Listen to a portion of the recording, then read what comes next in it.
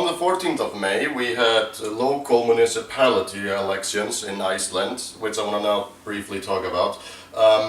So because Iceland is so small and such a small population, it has no, basically there's only like politics at the national level and at the municipality level. There's like no unit in between, no states or regions or provinces or anything like that. So the municipalities obviously greatly vary in terms of size and population, with Reykjavík being the absolute largest in terms of population with about 135,000 people, and I believe Árneshreppur has the smallest population with 42. So now, of course, with most of these smaller municipalities where not that many people live, it makes sense that, however the election goes there doesn't really affect the whole country that much, not that important, but it is always very important, obviously,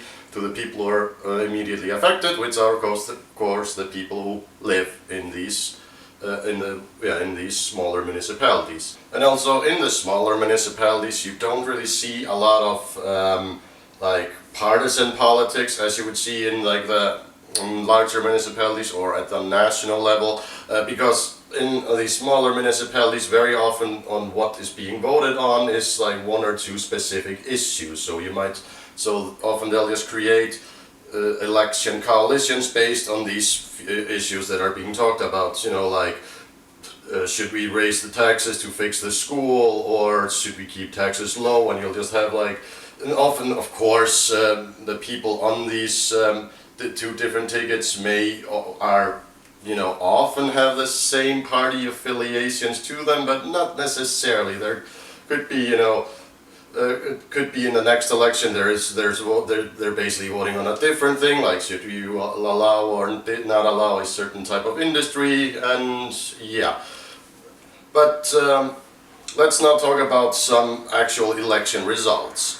Now, of course, the most notable election, meaning that the one that all the media attention is focused on, was of course the mayoral election or city election of Reykjavík, obviously because that's where most people live. Samfélagið þarf að gera ráð fyrir fjölbreyttum þörfum til að skapa meira rými til að vera alls konar. Píratar róa öllum árum í átt að fjölbreyttu og aðgengilegu mannréttindasamfélagi. Það ekki bara réttlátt, heldur líka best fyrir okkur öll. So the city had been has been run for the past 8 years by Dagur B. Eggertsson, who is the leader of the Reykjavík Social Democratic Party. So, the Reykjavík faction of the Social Democrats, not its own party. And now, as I mentioned before in my videos, the Social Democrats are usually the underdog of the four main political parties, the conservatives, progressives, social democrats and socialists. However, in Reykjavík this is not the case. Reykjavík is the one exception where social democrats, at least within my lifetime, as far as I can remember, have always been very strong. So the Social Democrats formed a coalition city government with the Left Greens and the Pirates. And then in 2018 they just barely lost their majority, so they invited the Liberals, Viðreisn, in there as well. However, big development now, so the Social Democrats lost a couple of their seats, and the Progressive Party, who was expected to make big inroads, the Progressive Party had not managed to get a single member elected back in 2018. However, as you may remember from my video about the national parliamentary election, the Progressive Party absolutely dominated. So now we got city election right after it, and what does the Progressive Party do? It dominates even more. Not just that, this was actually, I think, the best election result showing for the Progressive Party in Reykjavík in all of its history. Okay, I need to double check. Is that correct? All of its history? I think it was. Okay, so I went back and checked, and yes, this is actually the best performance of Framsóknarflokkurinn in Reykjavík city election in its entire history, and that's over 100 years. So yeah, and overall throughout the country, I'd say the Progressive Party was probably the biggest gainer. I think there was only one municipality where the Progressive Party ended up losing a seat.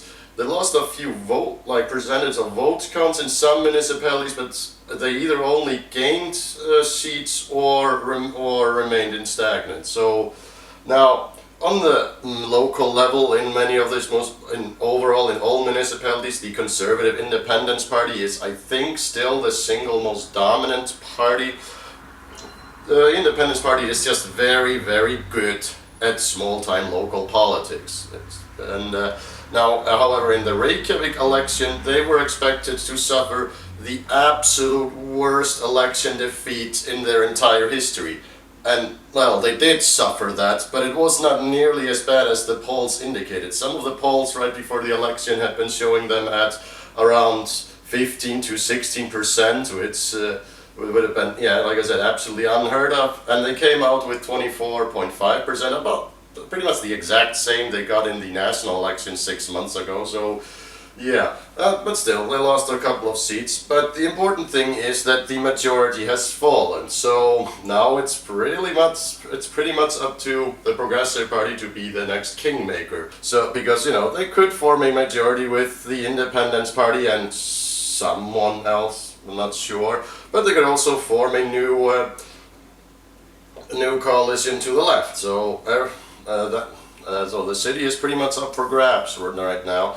Interestingly also, the left Greens performed quite poorly. For example, in Reykjavík, the further left Socialist Party of Iceland came out with 2 members on the city council, versus the left Greens now only have 1.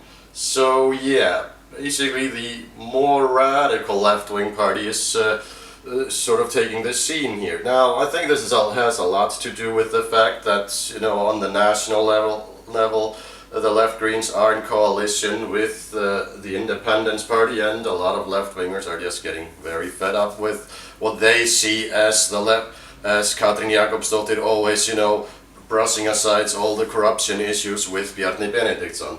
That's one way of looking at it, I suppose. However, yeah, it is curious still that the left Greens held their own quite well in the national election, and the Socialist Party did not get a single member elected, but in the Reykjavík election they do get someone elected. To me, this is a sign that, this political polarization that you hear about so much these days, that this is not really much of a factor in Iceland, but this is somewhat a factor in Reykjavík. You don't see this polarization anywhere else, basically. So yeah, basically the very radical of the Reykjavík left is becoming more radical, I'd say. But also the Pirates were expected to make huge gains and possibly even become the second largest party. Now, that would have been not nearly as crazy as what happened in, 2010, when a fucking comedian became a mayor and basically beat everybody. That was still probably the most ridiculous thing that has ever happened. But yeah, the Pirates, they did perform admirably, I think, but I think maybe they gained 1 seat in the city council, but they did not dominate nearly as much as anyone had predicted. And overall, everywhere else in the country, they also very much underperformed. They didn't get a single member elected in Akureyri. I think also they didn't get anyone elected in Kópavogur. So yeah, just like in the national election, as I mentioned there, the Pirates have become pretty much only confined to the greater Reykjavík area. Now, even though the city election of Reykjavík gets the absolute most attention, I would say that equally important is the city election of Akureyri. And the reason for that is, Akureyri has a population of roughly 19,000 people, and that's about 4% of Iceland's population. However, because Akureyri is so isolated, there's no other town of equal size anywhere near, and because it's so far away from the capital city area, Akureyri has most of the same institutions and stuff and business ventures and infrastructure as Reykjavík has. You know, we have a bus system, we have factories, we have a healthcare system, you know, we have everything here, just much smaller. And because of this, because Akureyri basically has everything that any normal city would have, Akureyri is a very convenient test bed for all sorts of new social programs and policies and stuff like that. That's why Akureyri has often been leading the country when it comes to like trash management, and also Akureyri made the bus system free of charge. Yeah, you can live in Akureyri, not have a car and use the buses and never pay anything, well, except taxes, of course. So and Reykjavík looks at this like, oh look, this is working in Akureyri, should be implemented, because doing something on such a scale, unlike the whole capital city area or Reykjavík, would be just incredibly expensive, and then if everything backfires, then you just wasted a bunch of money for nothing. That's why Akureyri is very convenient, because it's smaller, so it doesn't cost anything that you do or change doesn't cost as much, so you can sort of see what the results are and take notes. And that's why I think the Akureyri city election is immensely important for the entire country.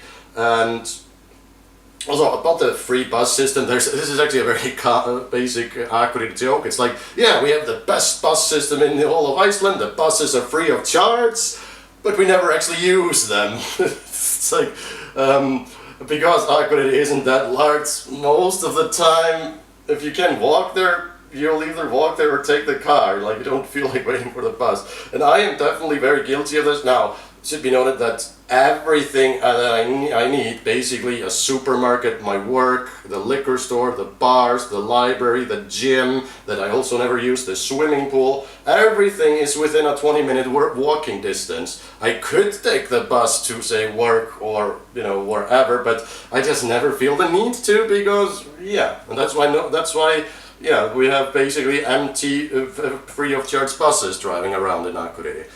Now anyway, so the election in Akureyri. Now, you need to understand that there was no majority or minority here, because pre-pandemic we'd had a majority of the left Greens, Social Democrats, and wait, were the Social Democrats? Okay, I actually can't. No, I think it was just the Progressives and the left Greens and the Akureyri list, which is like a local election committee of thing. It's like a, you know, instead of we're not beholden to the national politics or the partisanship there. We're just people from Akureyri who want to run Akureyri, something like that. And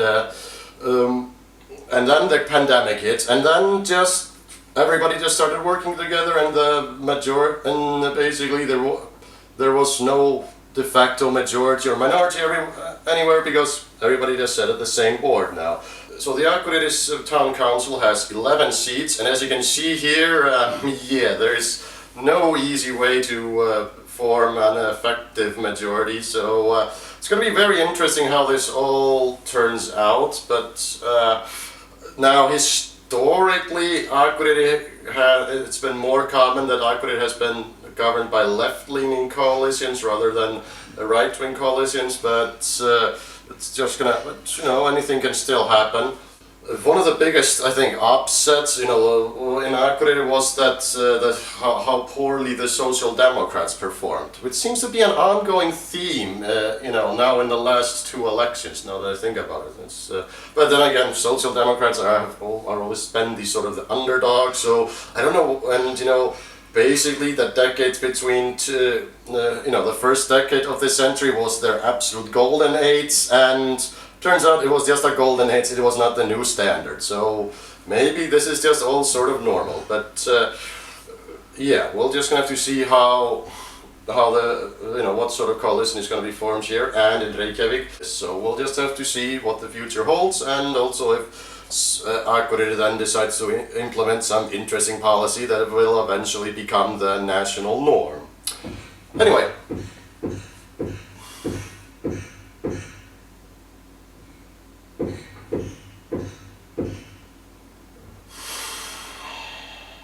I'm gonna go kill my neighbors. See ya.